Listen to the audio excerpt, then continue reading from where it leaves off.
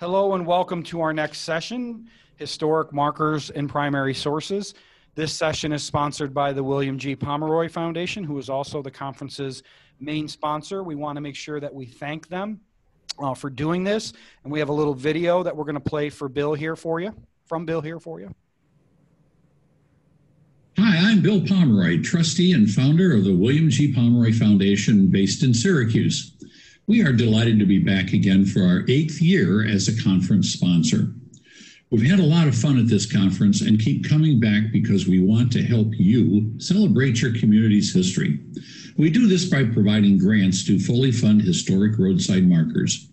Nationwide, we have funded over 1,200 markers and plaques across all our signage programs. You can learn more by watching this morning's session, Historic Markers and Primary Sources, which is conveniently available on demand after the conference. We talk about the importance of primary sources and how that makes Pomeroy markers special. When your grant is approved, you know you will receive the gold standard of historic markers. Additionally, join the open discussion at our virtual forum during the lunch break and check out our ad in the program. It looks like this and has our contact information and website, wgpfoundation.org.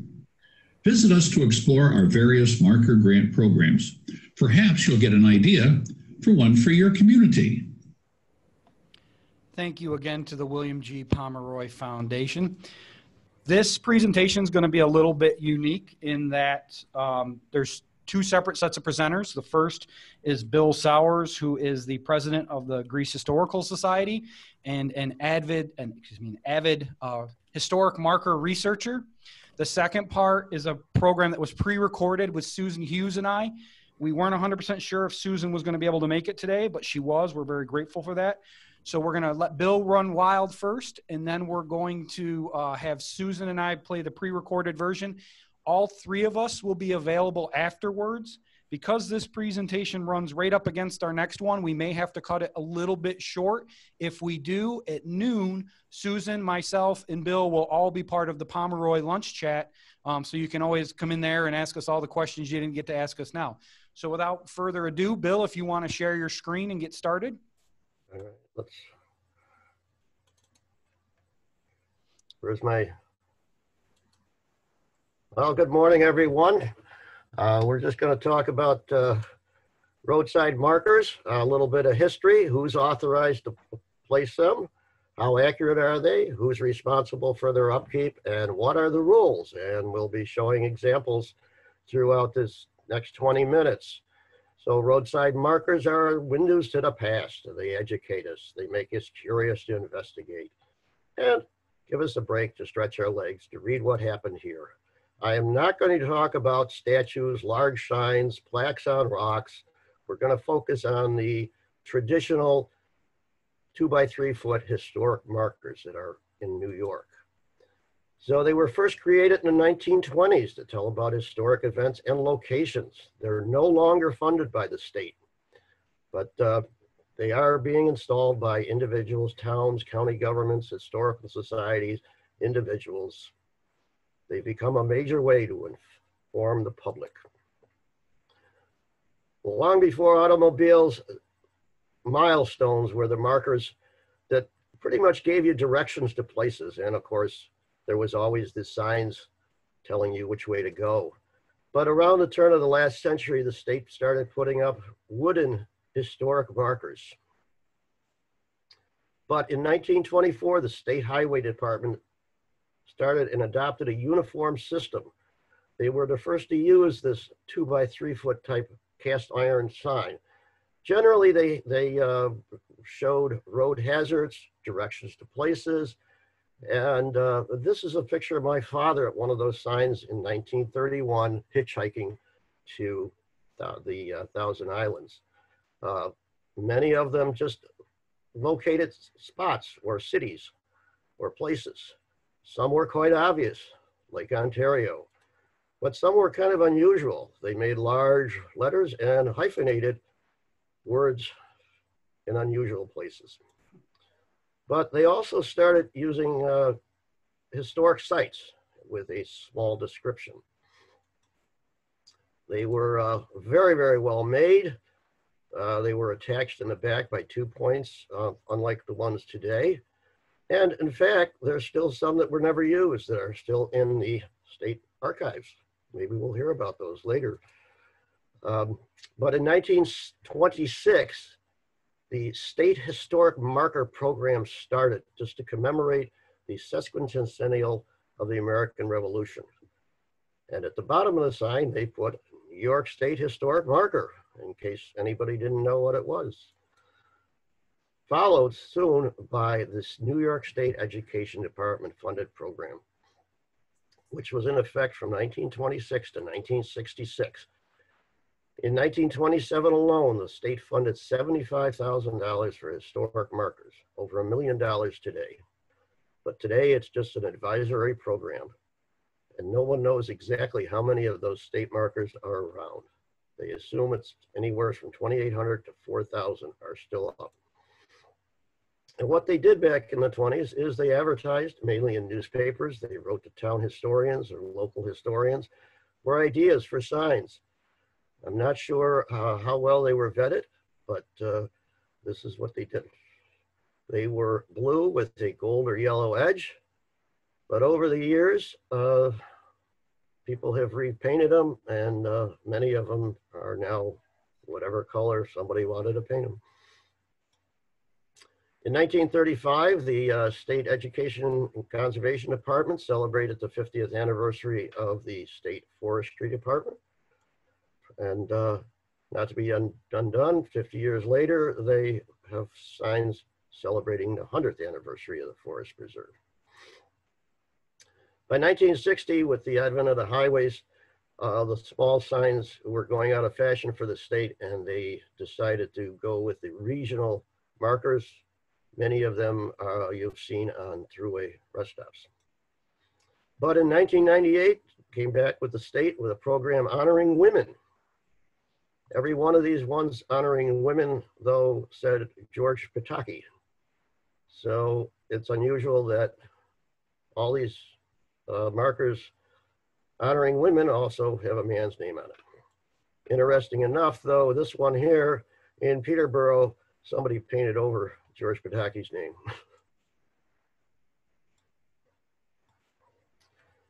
Many of the signs just go back to the old mile markers. They show a direction of going to a historic site or a place. Where's my? But how do you tell if it was installed by New York State? None of these actually were done by New York. People have copied the New York silhouette, but anything done by the state will have a designation at the bottom. So who can erect a historic marker? Anybody can. I'll tell you the rules later, but normally when people or organizations, they do put a designation on the bottom who put the marker up. You can buy from the foundry, usually a one-time cost of your own unique logo if you are funding the sign. And if you're an individual, well, you can put up your own sign. Here, Mr. Muscolo put up a sign honoring his property. And this is an unusual one because somebody put a sign with a poem. It has nothing to do with history or location, but apparently somebody liked that poem. One of the most unique projects throughout the state was a Boy Scout project in Corning in 1987. He got the city together. He organized fundraisers for a different organization, and each business in town sponsored one sign. Quite a unique project. But a lot of these signs, no one puts a designation at the bottom. So we'll never know who put these signs up. How much text should be on a sign? Well, we just talked about this before everybody got together, but Pomeroy has a very, very good, how many words to put on a sign. Don't put too many. If you want that many words, get a bigger sign.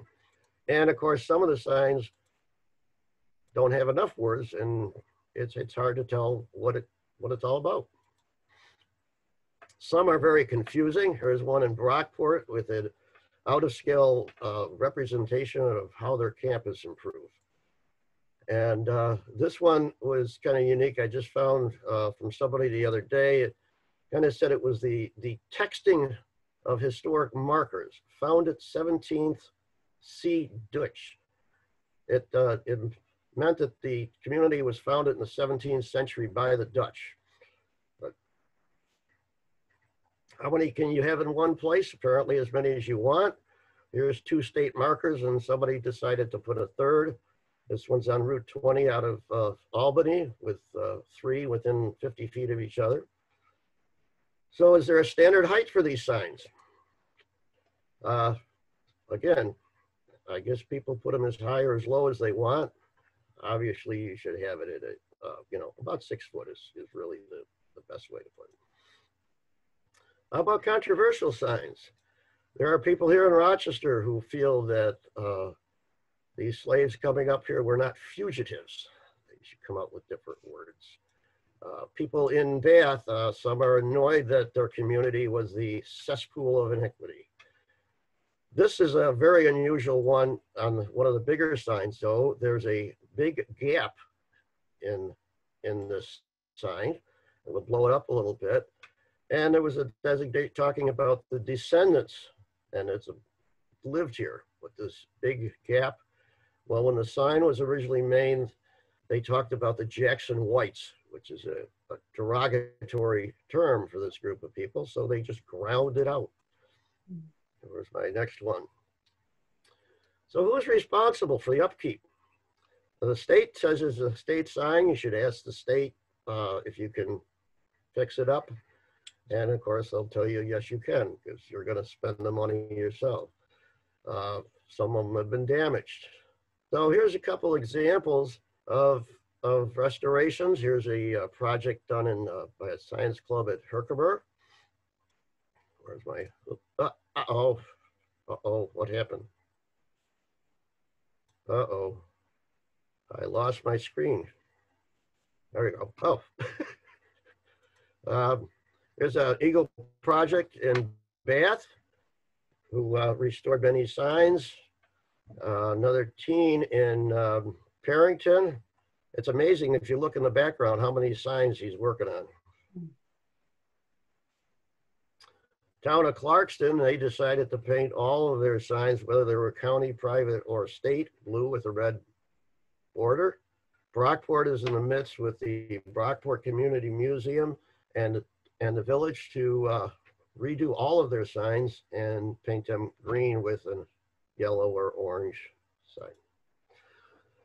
The damaged ones, every community has done different ways of keeping their historic markers. They've mounted them on walls, put them in concrete, bolted them to a rock, put them on posts. So people have tried to save them, even though that they have broken off their pole. What about replacements? Obviously, communities have taken some of the New York State signs and made their own and put a wording down here, New York State Historic Marker, although it really isn't. It was a replacement. And here's a Monroe County one that the town of Pittsford replaced word for word. I'm not sure what happened to the old one.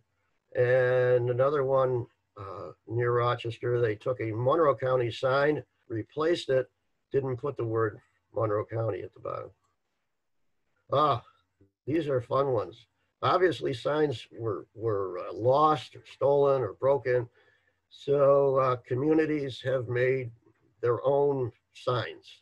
Some are wood, hand painted, kind of unique little way. There's a group now at Speculator that's putting up new roadside markers, and they're printed on sheet metal. Just a unique way of funding your sign. Well, where did they go? So many have been gone, especially during the 1960s when highways were being widened. Signs were temporarily taken down.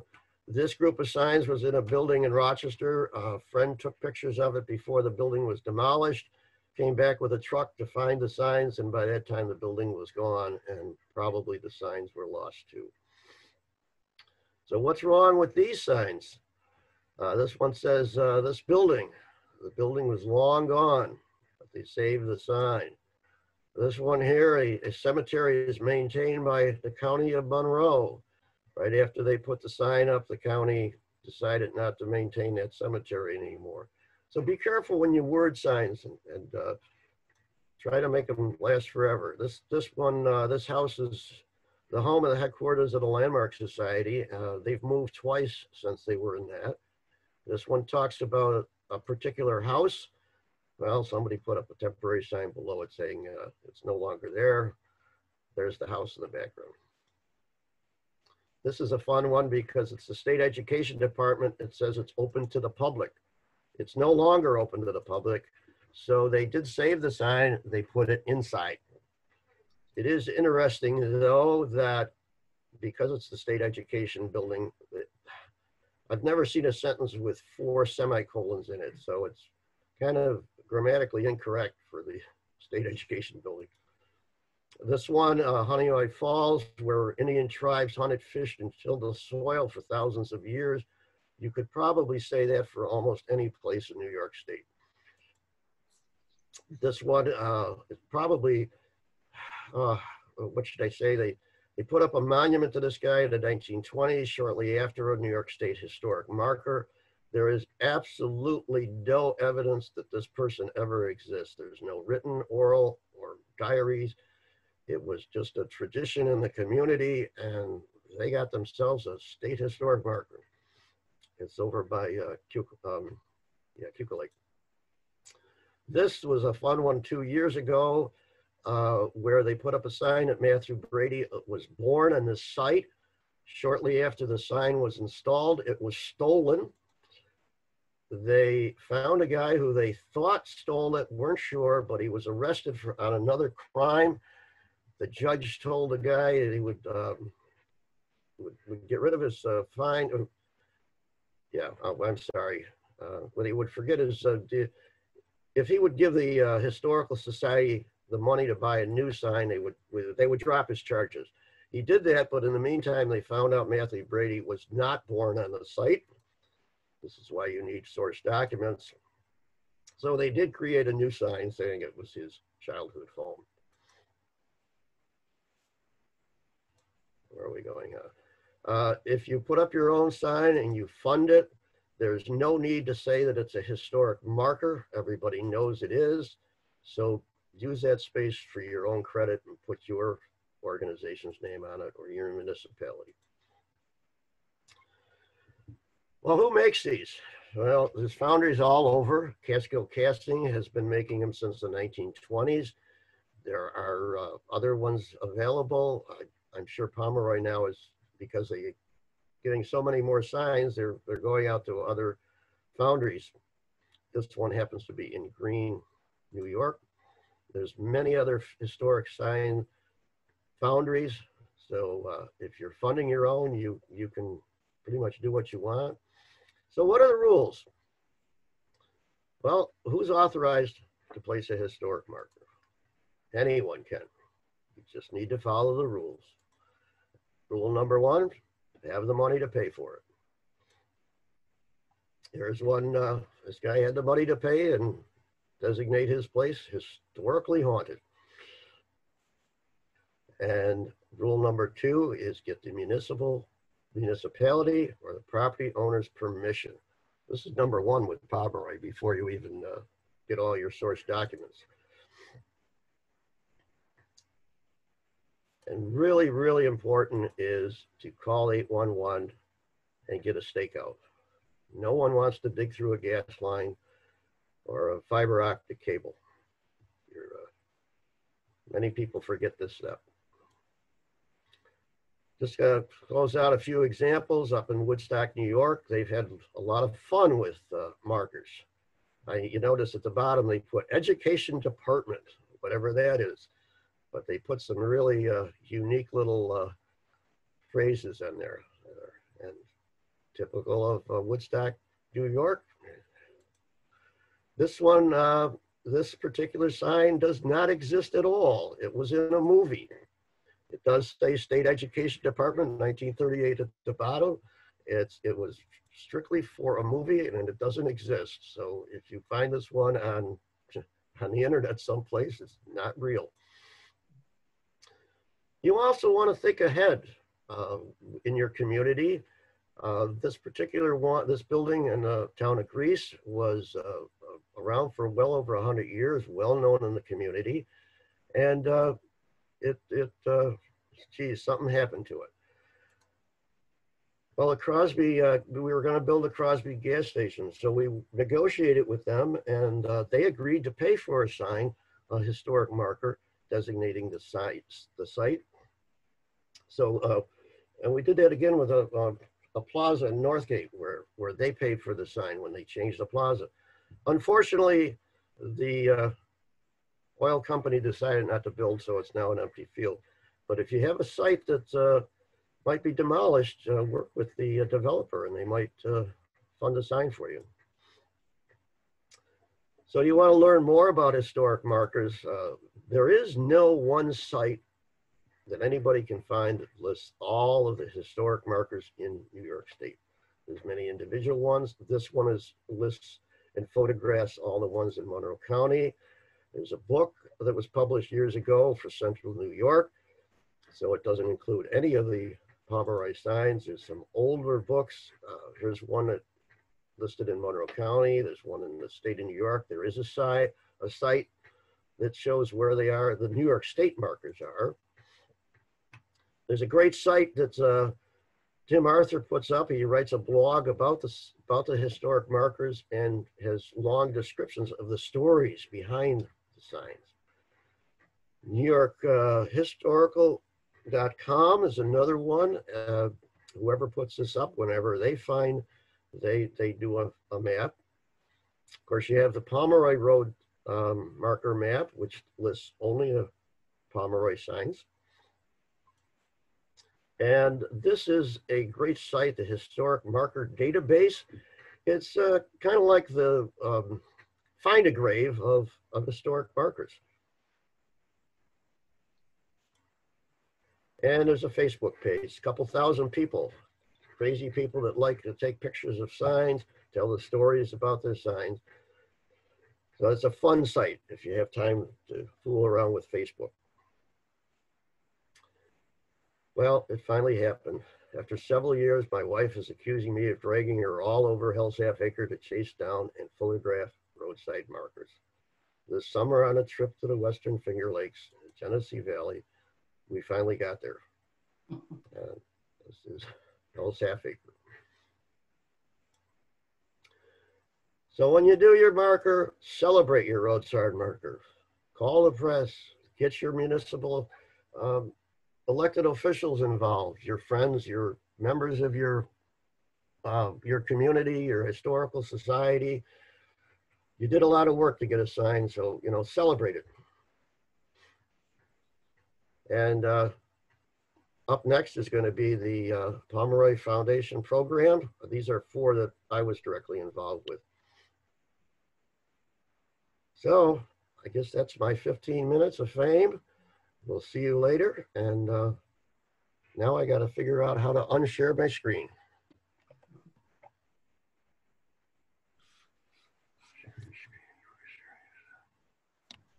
There you go, Bill. Okay. How is that for a quick talk? So what we're going to do next is we're going to share a pre-recorded video. So you won't have some of the stuff that you typically see. Give me just a second. We'll get it loaded. Oh.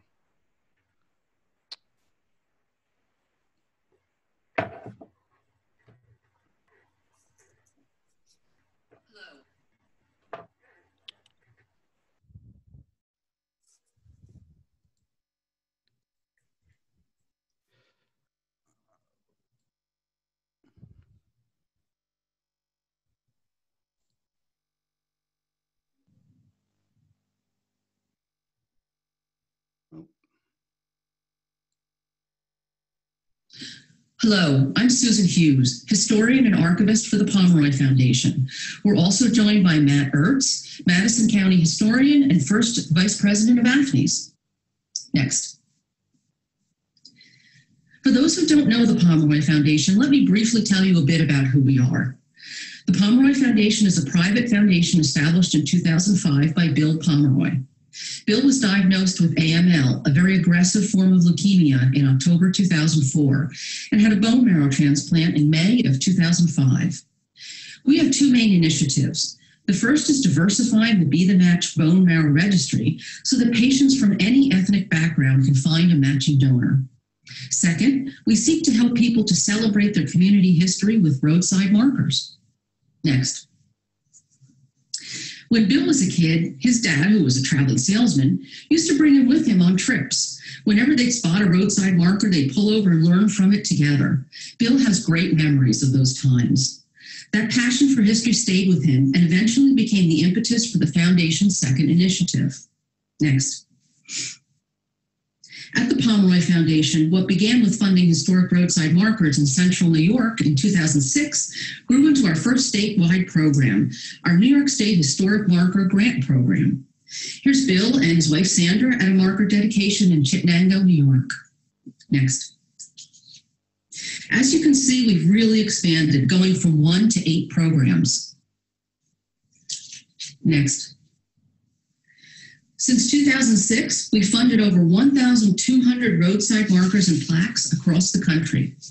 So let's talk about some of the core marker programs we offer. Next. Here's our historic marker grants. They're available to 501c3 organizations and municipalities in New York State. Thanks to our great partners, we now offer Legends and Lore markers in 11 states. With more on the horizon, and as of today, we have funded nearly 100 of those markers. National Register and Historic Canal markers are available in all 50 states. This includes all federally recognized Native American tribes. Per IRS regulations, they are treated the same as municipalities. We also provide funding for Patriot burial markers in New York State and markers on the National Votes for Women Trail, the Lafayette Trail, and historical markers in Ohio, all of which were shown on the previous slide. These markers help to foster historic tourism, which, according to the New York State Tourism Industry Association, generated an estimate $114.7 billion impact in 2019. Next. Here are some examples of existing markers. These fully funded grants include the marker, the mounting pole, and shipping. The one exception is the National Register, where you actually have a choice of a plaque, which can be mounted to the interior or exterior of the building. Next. Our historic canal markers have a choice of 2 designs, and you can see them here on the slide. And for all of these markers, grantees are responsible for the installation. Next. Now, I want to share with you a great resource that you can find on our website, wgpfoundation.org, and that's our interactive digital map. You can see it here on the slide. This map illustrates where Pomeroy-funded markers are located and also provides additional information about each marker's subject matter. You can access the map directly from our website's homepage with a click of a button, and it's a great resource for inspiration for the types of markers that you might want to do in your community, and to see how we word certain things and what information we're looking for. Next. Our historic marker deadlines are based on AFNI's regions and counties. We have 4 grant rounds a year, which you can find on our website. We also ask for a letter of intent. This is not required, but it is strongly encouraged. This allows you to submit your proposed marker inscription and a list of primary source documents. You don't need to send in these actual documents, just a detailed list that you have gathered to verify your marker text. We'll review these and respond with any comments, questions, or concerns for you to consider before you submit the final application. Next. Now, an important note. As of March 31st, we have revised our guidelines for buildings, cemeteries, farms, places of worship, and schools. When applying, please pay particular attention to the historical significance of these subject areas to the larger community. The age of a building or a list of dates in the text is no longer acceptable criteria for a historic marker. We are looking for how this subject is historically significant to the larger community or beyond. Also important to note is that if the structure no longer exists, your chances of a successful application are limited. And you can see at the bottom of the screen the URL for getting more information on this new marker criteria. Next. So let's talk about primary sources. What are they and where can we find them? Here's some examples on the slide of diaries, which would be included under personal papers, property deeds, and maps. So primary sources enhance the accuracy of your marker inscription. Remember, what you're doing is a service to the community and the public at large. You're providing educational content to visitors and to students and to local residents. The inscription on your marker matters and will stand for generations to come. And using primary sources is what sets your marker apart. If your grant is approved, you know you will be receiving the gold standard of historic markers. Next. Primary source documentation is required to verify the historical accuracy of the marker text. The strength of the support materials is crucial to the grant being funded. If the foundation cannot substantiate the historical accuracy based on the source documentation provided, the opportunity for approval is limited. Why? So that when you see one of our historical markers, you know that the information has been verified to accepted historical research standard. This enables the reader to check for accuracy and reliability. We also keep all source materials on file should there be questions, and we have had people contact us for more information. For example, school students who perhaps want to do some more research for a report in school or for their own personal interest. And at the bottom of the screen, note that there's a link there for handouts where you can find more examples of accepted primary sources and some more tips for locating them. Next. So let's look at an example of a successful application and review to see what documentation was provided. Here's an example of Fort Edward Collegiate Institute. So what do they need to prove? They need to prove the institute existed, that it opened in 1854 and closed in 1910, that there was a principal named Dr. Joseph E. King, that the institute was destroyed by fire in 1877 and again in 1910, which also asks the question, was it rebuilt after the fire in 1877? Next. So what primary sources did they use? On the left, you'll see the first annual catalog of the seminary, which is dated December 1854.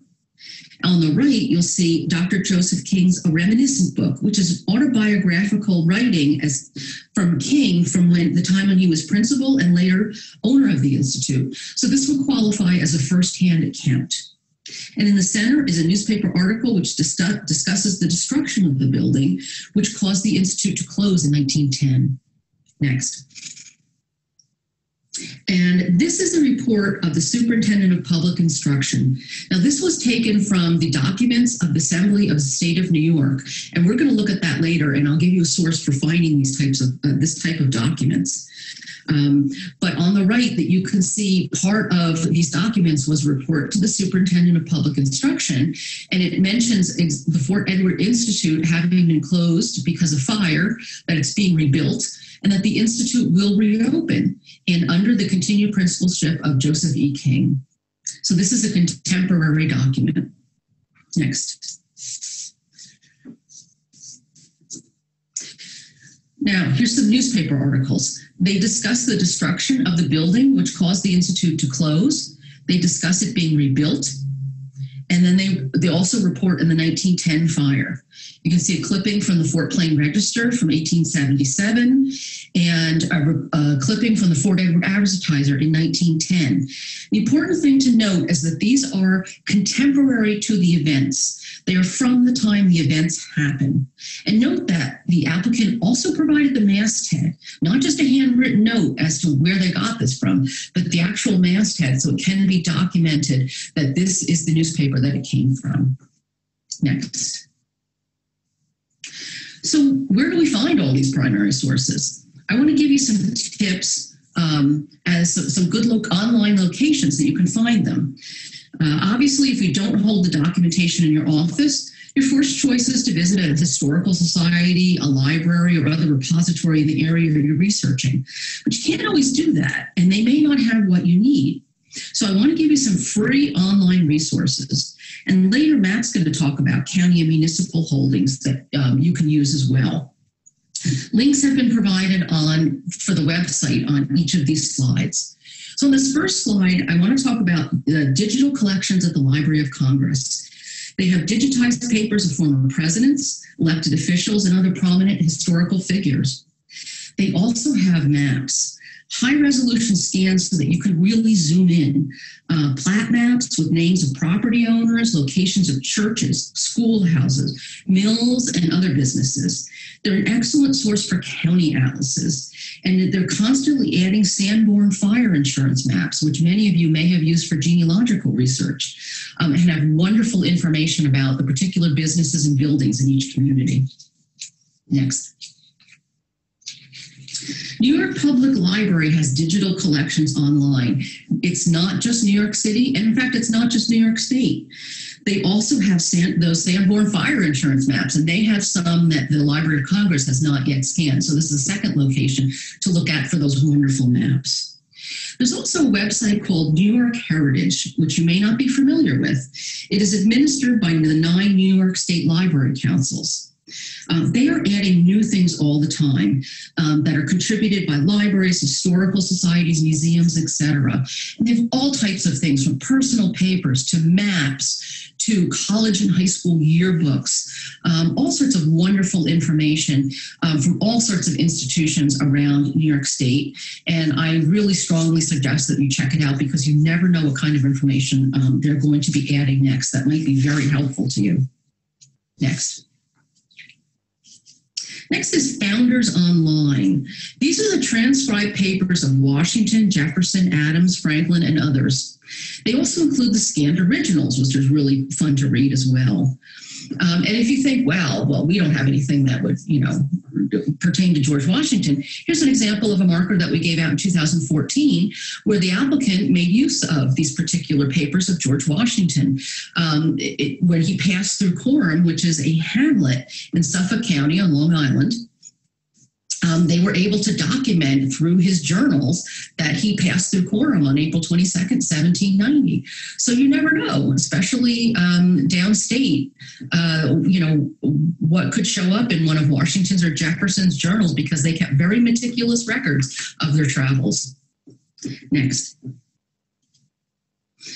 So here we have Google Books. And the Google Books Library Project scans and makes searchable the collections of several major research libraries, including Harvard, Cornell, University of Michigan, New York Public Library, Columbia, and the University of Texas at Austin. They have out-of-copyright books and in the public domain, which are fully scanned and available to read or download as a PDF.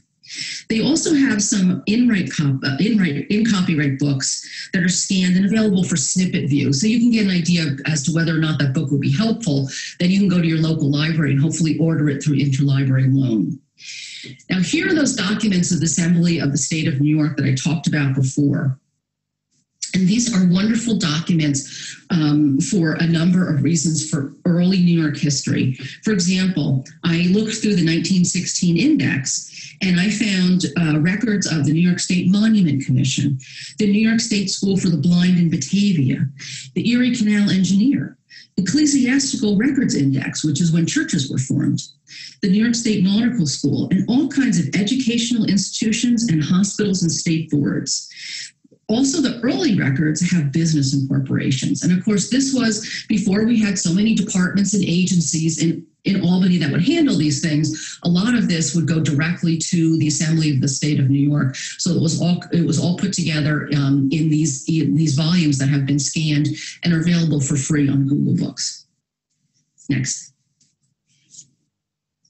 Now, most of you are probably familiar with Family Search, which is a wonderful resource for genealogy. But one thing I want to point out is that many people are unaware that not everything on that site has been indexed yet. So if you click on the map, the research by location map, say, for example, you're looking for New York, you would click on New York, choose New York from the drop-down menu. And then when it comes up, scroll all the way down till you get to image-only historical records. And these are records where the microfilm, the previously created microfilm, has been scanned and is available online, but the records themselves haven't been indexed yet. So, for example, if you know that someone you're looking for was a member of St. Paul's Episcopal Church in Buffalo, you can actually scan through the microfilm online. But if you were to put in the name, John Jones, if that's what you're searching for, you're not going to find him because they haven't been indexed yet. So a lot of people miss this because, again, you have to scan down from the hits that you get for the state that you pick. For one example I gave here is land records for Onondaga County. Here you have deeds, grantor and grantee indexes. None of these have been indexed yet, but it's a wonderful resource going back to 1784 when Onondaga County was part of Cayuga County. So this is a really important resource to look for and has wonderful information for if you're trying to document perhaps when someone owned property or lived in a particular area. Next. Historical newspapers. There's quite a few, and a lot of these hopefully you're familiar with, but the first one is New York State Historic Newspapers, and this is administered by the Northern New York Library Network and has wonderful newspapers from all over the state of New York. In fact, you may go on there and find some newspapers from your community, and you may have some issues that are missing from their site, and you can contact them and say, hey, for free, they will come and scan these newspapers for you and add it to this resource that everybody can use. The next one is Brooklyn Newsstand. Now, a lot of you are probably familiar with newspapers.com. You may have a subscription. Your local library may have a subscription. But this was something that was done in conjunction with the Brooklyn Public Library. And if you use the link that I've given you here, you can get to some Brooklyn newspapers for free. You don't even need a subscription to newspapers.com. And one of the newspapers that they have is called the Brooklyn Eagle. Some of you may be familiar with that, but it's a wonderful newspaper that has, news from all over New York State. Especially late 19th century, early 20th century news. Don't let the name Brooklyn fool you. It's not just New York City news. It has wonderful newspapers, especially downstate in the Hudson River Valley, but still all over the state of New York. Chronicling America is, again, on the Library of Congress website. So they have newspapers from all over the United States, high-resolution scans. And then many of you are probably familiar with Fulton History, also known as Fulton Postcards. It's that wonderful, quirky website from the gentleman in Fulton, New York, who scans these things and puts them up for free. And it's really known for small-town, limited-run newspapers. It's a little bit difficult to search. We could probably do a whole session on just how to search on FultonHistory.com. But give it a try. Once you get the hang of it, it is an absolutely wonderful resource. Next. And last but not least, we have a site called Reclaim the Records. And this organization is fairly new. It's a non-for-profit group of genealogists, historians, researchers, and open government advocates. They seek out important data sets that aren't available online or perhaps are only available on a particular site on microfilm and are difficult to access. And they ask permission of the government agency that's holding it to reproduce them, to make them available online. Sometimes one of the things they use is freedom of information laws to get these copies available and released to the public. If it is on microfilm, the microfilm is scanned and put up online on the Internet Archive. Don't worry about the site on that. You can get to it from reclaimtherecords.org, the URL that I've given you here on the slide. And the microfilm reels are then donated to the New York State Library for preservation. So some examples of what they have for New York State are indexed to New York State marriages, 1881 to 2017, index to New York State deaths, 1880 to 1956, and an index to New York State births, 1881 to 1942. And they're adding things all the time from all over the United States. So, really check them out because you never know what they're going to be adding next. And all of this, again, is available for free online. And it is being indexed by Family Search. So if you go to Family Search, sometimes it may lead you back to Reclaim the Records. So now Matt is going to talk to us a little bit about some great county and municipal records that could be great for finding primary sources for your application. Thanks, Susan. So we thought we'd talk about some different records that come down to a local level and may be found locally or may be found elsewhere. And we'll start with trying to find records in your county clerk's office. Most county clerks are the keeper of the registers, or keeper of the records, excuse me. Every county is going to house different records based on what they did and didn't have. And obviously sometimes stuff impacts that, like fires and things like that. But for the most part, you're going to have a pretty great swath of records available to you from your county clerks. And those can include oaths of office, coroner's reports, notary publics, religious societies, professional organizations, maps, road designations, fireman exemptions, hazardous waste site information, naturalization papers, and archival documents just in general. And just a few you see here that we've taken just from our collection in here in Madison County. On the far right there, you actually see our only record tied to a Revolutionary War pension. In the lower left part there, you see an actual deed very early on from the early 19th century. And then the far left from some of our veteran files, that's the Western Union telegram from a family that was notified of the death of their son.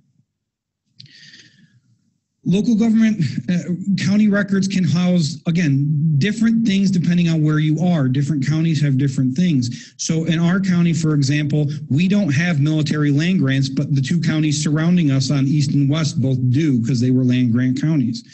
County minutes can house a great deal of information if you're talking about the government operations and buildings. Court records are obviously great if you're talking about crime or civil stuff.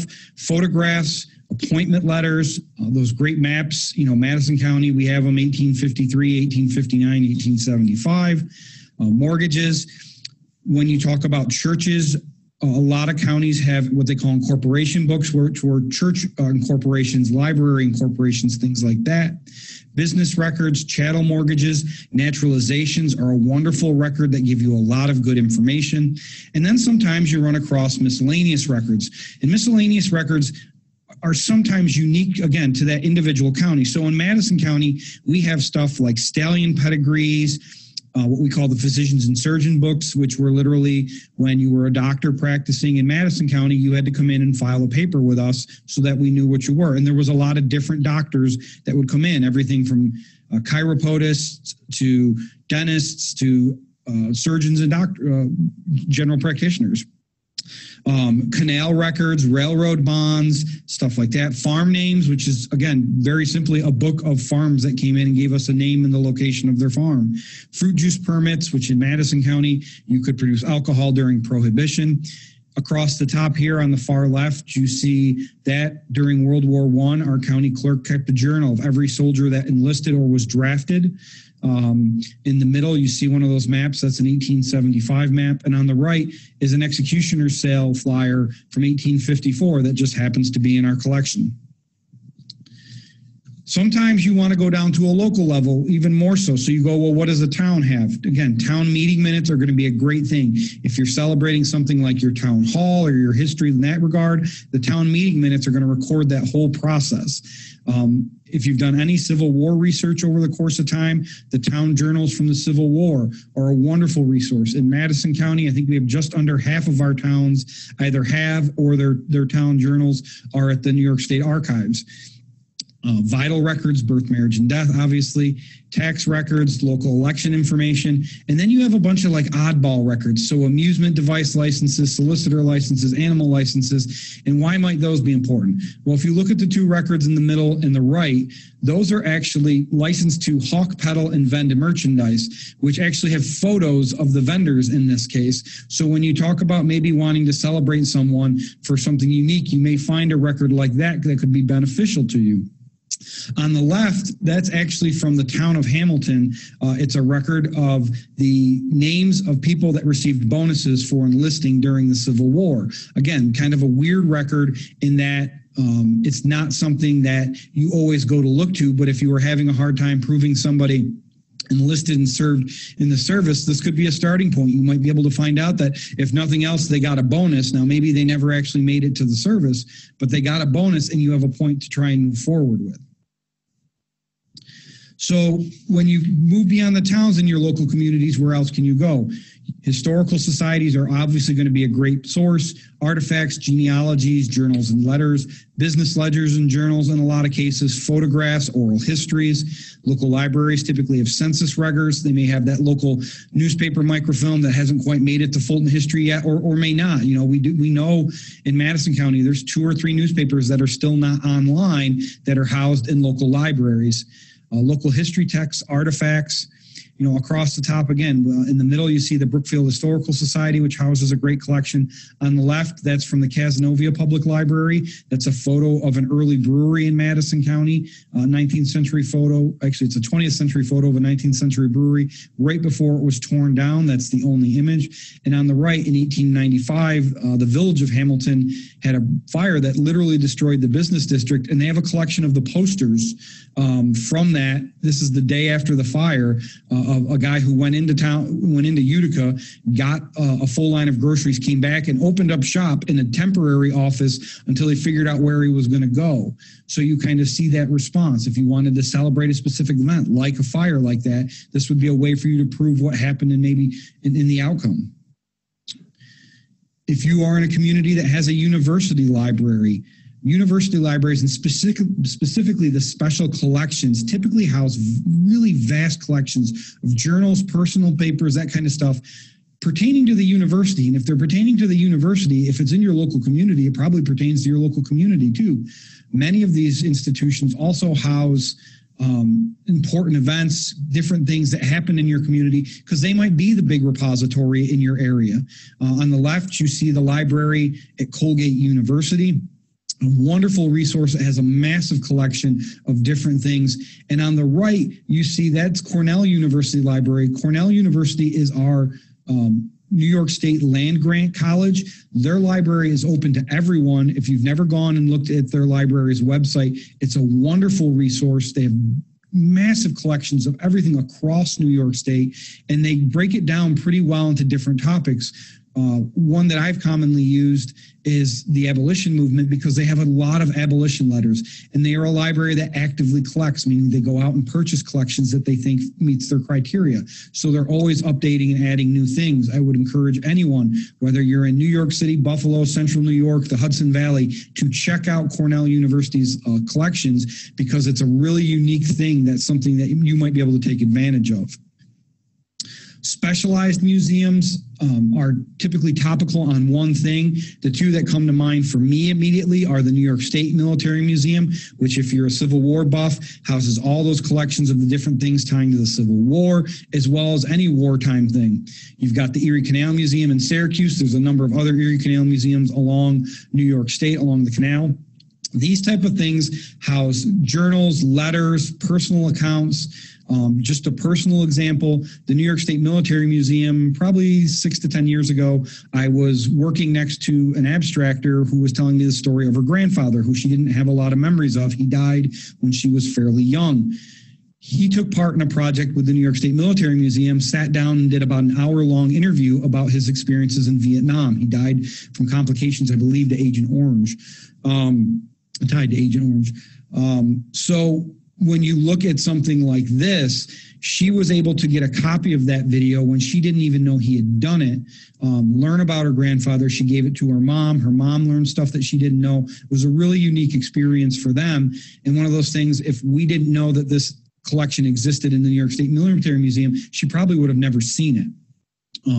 So I encourage anyone, when you're looking at specialized topics like that, and there's other museums that exist on specialized things, to go and see maybe if they can benefit you, even if it's not necessary in your local community. If you're in Eastern New York talking about the Erie Canal, the Erie Canal Museum in Syracuse may have stuff on that. So I would encourage anyone to go look and see what some of these places have to offer.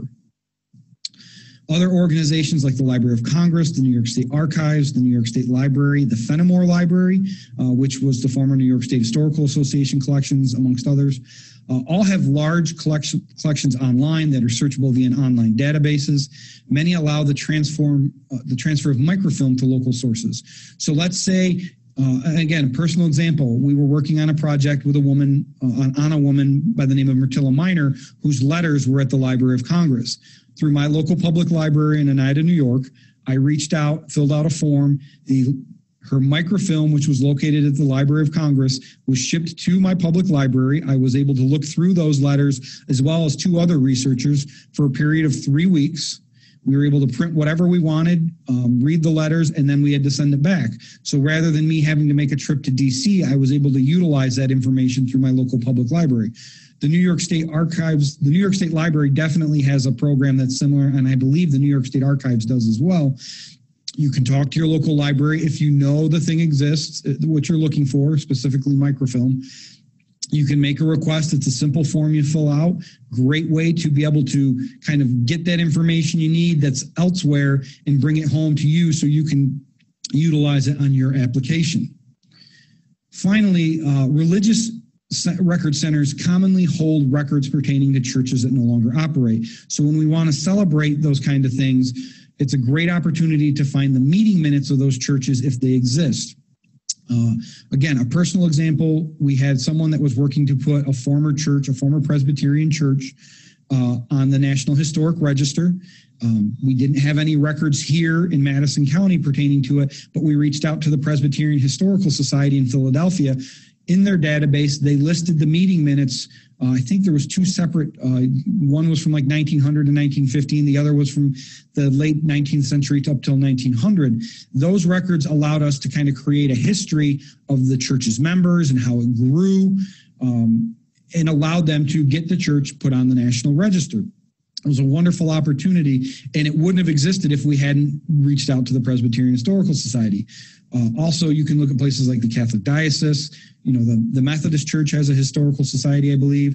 You can go to these different organizations to see if those records exist, and they might be able to give you some insight into some of the religious organizations that either still exist or maybe don't exist anymore or were incorporated into another church. And with that, I'm going to turn it back over to Susan for our last page. Susan? Thank you, Matt. I really want to encourage you to check out our website, wgpfoundation.org, for so much of the information on primary sources, the new criteria for our markers. And give us a call, send us an email if you have specific questions about something. And please, I really encourage you, for those of you using social media, to follow us on social media, Facebook and Twitter, because we make announcements as to when particular grant rounds are open. So you'll get alerted to when your county's grant round has opened. And also other just different programs that we're starting. We start new things all the time. We love to hear from you. If you do a dedication of one of our markers, we'd love to have those photos because we do post them online and share them with people. And it gives other people inspiration as to what to do. So thank you again, and thank you, Matt, for joining us and giving us wonderful information on counties and municipalities. And we hope that you will consider putting in an application for a historic marker with the Pomeroy Foundation. Thank you.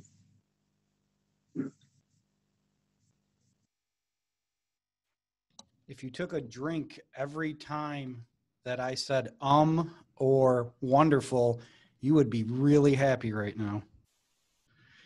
Okay, So,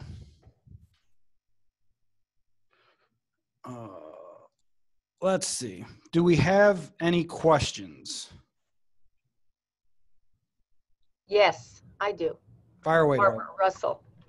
I've recently come to find out about a woman in Brookhaven who was the representative for the First Assembly District of the New York State Suffrage Party or Women's Suffrage Association. I see two different names. And also active with the Women's Political Union. I want to know if anybody on the call has found the records for either one of those organizations, so it'll save me the time of looking, and I'll just go find them. Barbara, can you say the name of those two organizations Okay. again, please? New York State Women's Suffrage Association, Okay. or New York State Suffrage Party. I've seen both. Barbara, this is Christine. I can help you with that. I have Okay. actually been down to New York City. The records of the New York State Women's Suffrage Association and the political party are at Columbia University. I've done extensive research in those records. So if you want to just email me separately, I can share what I have and, maybe possibly even save you your own trip. Okay, that sounds great. Thank you very much. You're welcome. Other questions? Is the military museum in Albany? Saratoga. Thank you. Hi, I have a question. Fire away. I've been researching a local abolitionist, and I found a reference to a New York State Abolitionist Society. I asked Stan, who I believe is on here, our county historian, Warren County, and he couldn't find anything at the county, but I was wondering if anyone knows anything about that association, that society. It was the New York State Abolitionist Society. Is that the people in Peterborough? I think that's a statewide organization. I'm going to guess the state archives has a pretty expansive collection on that stuff. Okay. Christine, do you have any insight on that one? Microphone's off. Not off the top of my head, I don't. I'm sorry. So the National Abolition Hall of Fame Museum I don't think has any direct collections like that. The New York State Library and the New York State Museum would likely to be housed collections. Okay. Again, I will give a plug for Cornell University because they actively collect, and that's our land grant university. So you should definitely check out their collections. They have a really neat website that you can look at that gives you an opportunity to look through their collections. And I'm sure there's others. So if any of you that are listening in here know of any places where abolitionist records might be, let us know. Okay, thank you. I just want to make a comment. During this research, I've been in contact with the Champlain Conference of the Wesleyan Methodist Church and also the Methodist Episcopal churches, and they've been very helpful. So, and it's not hard to reach out to them, just so people know.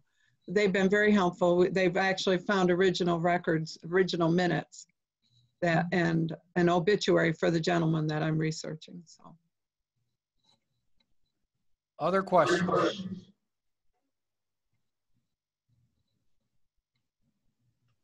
Susan, this might be the easiest one we've ever done. No, I have a hard one for Susan. Oh, okay, good. Susan, hi. You have helped me so many times in Walden, Mary Ellen. Oh, hi. Hi, Mary Ellen. Hi. So here's a problem. A lot of times I get to the point where I find something and I say, oh, great, there it is. And I don't know if you maybe remember this when we were just doing one about Bodine's Tavern. And we're trying to prove that the owner was a tavern keeper.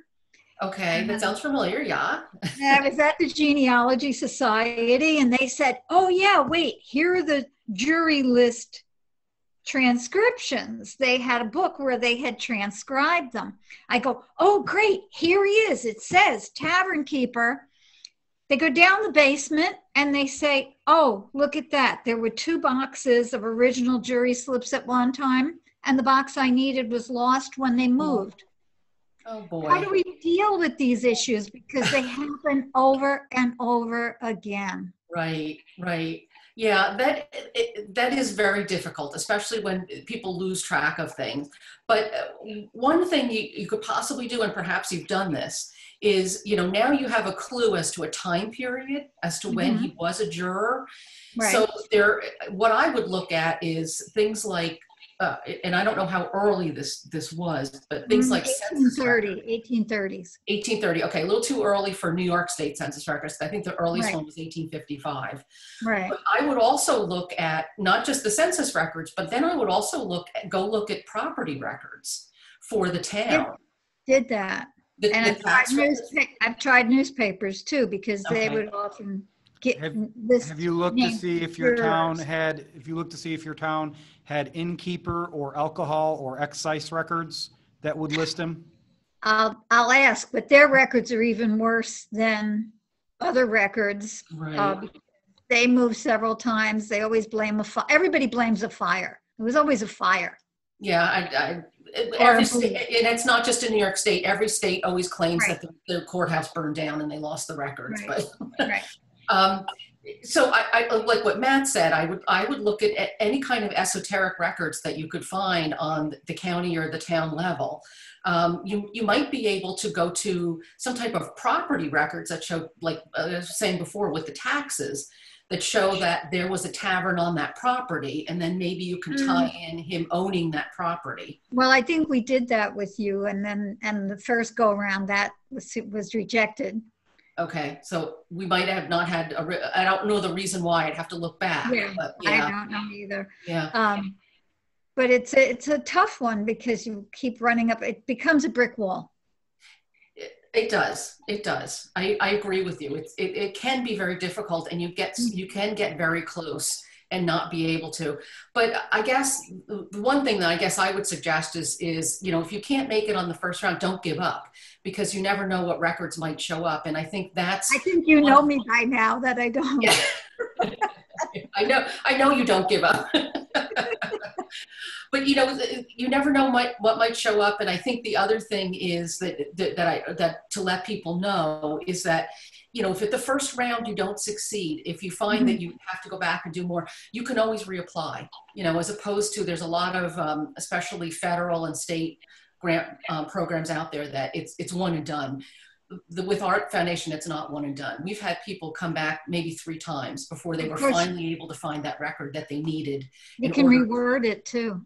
Pardon me? You can reword it. You can reword it as well. Yeah, exactly. I mean, you may not be able to get the exact wording what you want, but we're happy to work with you to change the wording so that it fits our parameters and fits yours. And then we also have the advantage of being able to describe the situation more on our marker map and talk about, it's very plausible that this thing happened. It just isn't proven, which is why it's not on the marker. Can you talk about that a little bit? Because I noticed that recently.